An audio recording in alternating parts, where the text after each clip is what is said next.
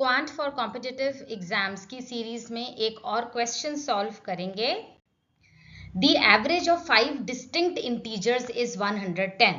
5 integers की जो आपस में अलग अलग इंटीजर्स हैं, सेम नहीं है। डिस्टिंक्ट का मतलब अलग अलग इंटीजर्स हैं। उन 5 इंटीजर्स का एवरेज है 110। Smallest number among them is 100। उनमें से जो सबसे छोटा है वो है 100। The maximum possible value of the largest integer, इसका मतलब मैक्सिमम पॉसिबल जो सबसे बड़ा इंटीजर है ना, उसकी ज्यादा से ज्यादा वैल्यू पता करके बताओ कि कितनी हो सकती है।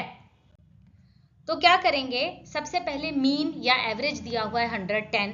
नंबर ऑफ आइटम्स आपको पता है 5। तो फॉर्मूला क्या होता है, mean is equal to sum of items upon number of items. तो सम ऑफ आइटम्स क्या होगा, mean multiplied by number of items. ये बन गया 110 मल्टीप्लाइड बाय 5, ये बना 550। अब 550 सम है उन 5 डिस्टिंक्ट इंटीजर्स का। 1 2 3 4 5 नंबर्स का सम है 550, जिसमें से सबसे छोटा नंबर है 100। ठीक है, तो अब ये अलग अलग इंटीजर्स हैं, तो बाकी के इंटीजर्स की वैल्यू क्या हो सकती है। हम बाकी के इंटीजर्स की वैल्यू 101, 102, 103 लेंगे।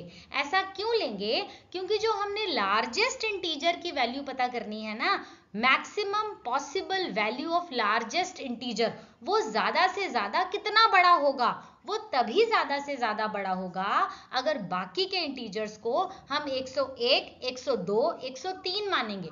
100 तो दिया ही हुआ है ना, तो इनको सबसे छोटा लेना पड़ेगा, तभी हम उस लार्जेस्ट इंटीजर की मैक्सिमम पॉसिबल वैल्यू निकाल सकेंगे। तो हम क्या लिखेंगे, 100 plus 101 plus 102 plus 103 plus dash is equal to कितना बनाइए, 406।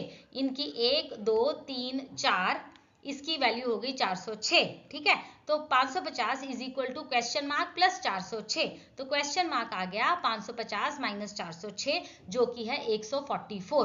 तो मैक्सिमम पॉसिबल वैल्यू जो 5वां नंबर है ना, वो सबसे बड़ा से बड़ा कितना हो सकता है, 144 हो सकता है। 100 दिया हुआ था, तो बाकी के हमने सबसे छोटे अज्यूम किए, आंसर आता है 144।